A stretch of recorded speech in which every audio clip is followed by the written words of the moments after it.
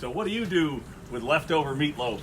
We're going to show you what we do with it, that's for sure. Hey guys, Marc Gill here with Marc's on the Grill. Have a look what we got going here. We decided to really bust out the Rangetop grill tonight, okay? We're going to use all of it. So really quickly, before a lot of things get going here, we are going to talk tonight a little bit about some grilled cheese sandwich tips. And one of the things we're going to talk about is starting with a cold grill. Seriously, what? Cold grill. Ooh. All right, so let's do that. And let's not do what I did when I practiced this and forgot to turn it on, because that makes things pretty boring pretty quick. All right, so there we go. That's fired up. If you joined us on our last episode, then you watched us have some fun with some meatloaf. Really fun recipe. I think it was like a rainy day recipe or something. So we made a whole bunch of them, right? And, you know, just to practice around with what tasted great and what didn't and what worked and what didn't. So we came down to, you know, kind of this left. And this was the meatloaf that didn't quite stick together like we wanted to. So we're like, what can we do with that? What would be fun? We're like, okay, meatloaf sandwiches. That's a cool thing to do. So we're going to put a little bit aside to have fun with our grilled cheese. But then I'm like, okay, everybody does that. What else can we do? And I'm like, poutine, man. Let's do some meatloaf poutine. That'll be fun. Let's have a look here. Oh, yeah. You know why these fries look so good? Oh. Now, let me tell you why, okay? They're double fried. Yum. All right? Now, we've done an episode on that before. That is the best way, period, hands down. I'm not even going to have a discussion to make the best homemade fries ever, okay? So what you do is you cut them yourself. I think we're about there. Almost. You cut them yourself, all right? You want about 1/2 inch by 1/2 inch, somewhere in there. And then you're going to get that oil to 350 minimum, all right? Don't go less. Don't go too much over. And you're going to do them for about 7 to 10 minutes, all right? Just when they start to look a little crisp on the outside, that's when you want to bring them up, all right? So now, the reason you want to do that, and it actually kind of plays into an episode we did a little while ago. There we go, one. Gotta get some cheese on there. So we did like a video on searing the other day, and we talked about how to build a crust, all right? And of course, you know, that makes sense with steak and fish and all that kind of stuff. But then you're like, what about, you know, a crust on anything else? Listen, as long as there's sugars, starches, or natural fats, you can build a crust. So part of the reason that you want to double fry those fries is because you're going to start to build a crust on the outside. You're going to just kind of start that starch going. You've brought the inside of the potatoes up a little bit warmer, so when you put them in there, what happens is you've thickened that outer layer, so now that billowy niceness on the inside is protected. You see what I'm getting at here? Mm-hmm. That's what I'm talking about when we talk about building a crust. So yes, man, you can do it not only on these fries, but you can also do it on the grilled cheese sandwiches that we're doing, all right?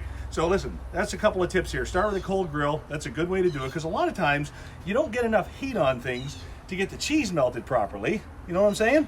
And you don't get that pull that you want. So I can see things are starting to happen here. There we go. I love it. All right. I got that there, I got that there. Now, Trish from Clearwater. Trish from Clearwater wants to know. I forgot, why did you start it on a cold grill? Oh, because that's going to give me, like I said, it gives it a little bit more time for this to start melting properly and heating up properly. And you'll see when it starts to brown on the outside. Now listen, we're on a meatloaf theme here tonight. So this is the glaze, all right, that we put on the outside of the meatloaf. This is brown sugar. Brown sugar. Oh, come on, you can chime in better. This is brown sugar. Brown sugar. Thank you. What else is in there? Some barbecue sauce. No, brown sugar, ketchup, and pepper. That was it. So this is we're kind of tying everything together with the meatloaf theme. So there we go. We got that going. We have made poutine videos before, and we always ask, what's the best way to make sure that poutine, you know, the cheese melts? You want everything to be hot. That's the best way I can tell you. Okay. So these fries, I know. Oh yeah, those are hot. All right. Those are nice. Oh yeah, those are great. Oh, beautiful stuff. All right, so listen, this dish is not about crispy, crunchy all the time. That's not what poutine's all about. Poutine's all about that melted gravy, that melted cheese. That's what you love. So listen, we fired up both burners tonight, and I've got love this one. Check that out. Oh, there's our gravy. Now, here's what we did with the gravy, all right? We went ahead and put a little bit of the crumbled up meatloaf inside. So let's get that. So we've got our fries out like that. There we go. Now, there we go. We've got our cheese curds. Put those down first because you want the gravy to sit on top. There we go. Healthy amount. I think that's good. Family size, I'm thinking. And then let's go ahead and get this nice steel. Oh, let me give a shout out to this pot real quick, okay? I brought something out to show you.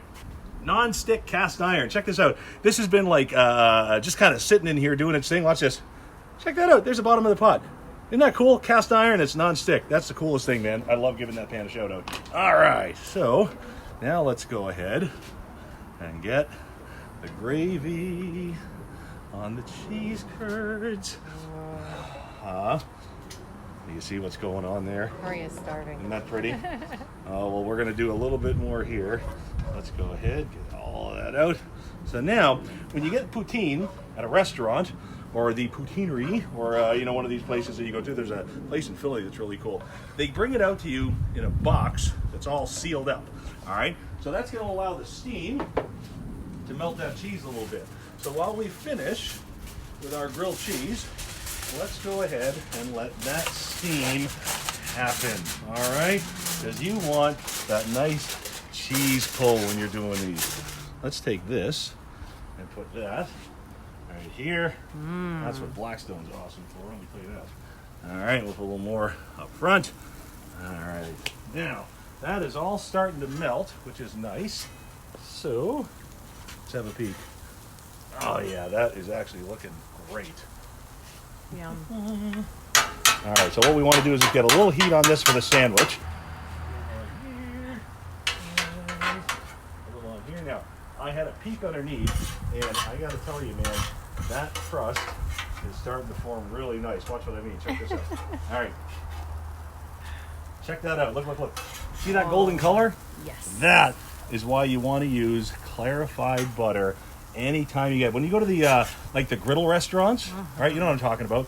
That's what they use. They've got that little wheel. I think Blackstone's got a new accessory coming out really soon that's kind of mimics that. So there we go. The cheese has already started to melt, and I've got this color. You see what I'm saying? So everything inside is going to be perfect. I love that. There we go. So there we go. We're going to fix our little leftover error. There we go. All right. This is what you gotta love about flat tops, man. This would be very tough to do on a grill. There we go. We just want to make sure we got that meatloaf paste everywhere. Beautiful. Isn't it? Yep. There we go. Oh, okay, that one's ready to go. Here we go, and there we go. So now, here's the other cool thing about this. Nothing's squished. You see what I'm saying? Remember when Mom made you like a grilled cheese sandwich sometimes at lunch? I mean, it was just the quick down and dirty. That one in the pan, that was squished there, and then squished with the cut. We're not going to do that, all right? We're going to take care of our grilled cheese sandwich, just like we took care of the French fries, all right? So let's bring this over here. We're going to move our poutine. Oh, the lady. What's that? Beautiful. Isn't it? Isn't the color nice? Oh, yeah. Look, both sides are beautiful. Remember, clarified butter, start with a cold grill, build that crust. Listen to this. Can you believe that? And it's not even like scratching off.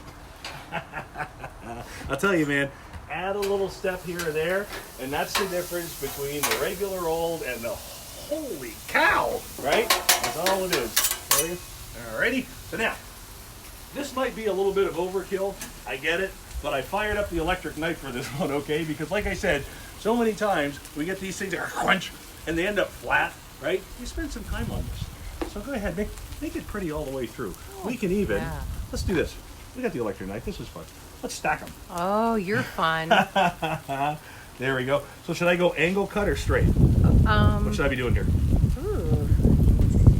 You pick. Angle. Angle cut. Watch Do this, you it. guys. This is why I love electric knives. Ready? You just touch and it cuts right on there through. Look at this. I love it. I love it. I love it. I love it. And down. So now, we're not going to pull that apart quite yet. Let's get that cheese just a second to get to know each other again. All right? Let's put this aside. Oh, look at this. Oh, my God. Oh, it's All right, nice. a little bit salt, pepper, garlic right on top. There we go. Oh, that is nice. Let's get some of our meatloaf on top. Oh, yeah.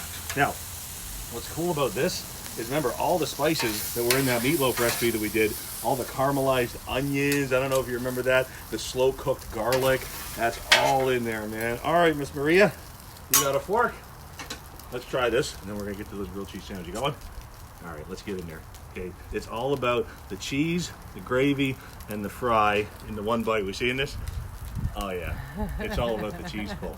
It's like you're missing it.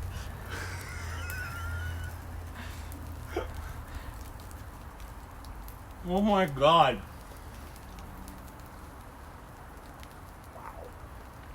Good. I'm going to be fat again so fast. Oh, here we go. Here we got one for Mom. She's been working hard. Cheese pull again. Here it is. This is why you let that wait. See that? Yes. That's why you let it steam for a second. Let it hang out. Let it just be, man. Here we go. Oh, that's mine? That's yours. Oh, thank you. Well, that's half yours. Uh-oh. And now, let's check out these grilled cheese sandwiches. Oh, yeah. There they are, you guys. Pretty as a picture. Isn't that nice? So, guys, jazz it up anytime you want. This is our take on meatloaf leftovers. Try those tips with that grilled cheese sandwich. Look at that. Remember I talked about the crust? You can see it. It's like a steak. Hey, listen. That's right. Oh, my God. Thanks very much. Like and subscribe. It's all that fun stuff. My name's Marc Gill. We will see you next time around. But I'm not stopping there. I like it. Hey. Keep chewing. Your TV cheese pull. Ready? Oh, it's a good one. Mm-hmm.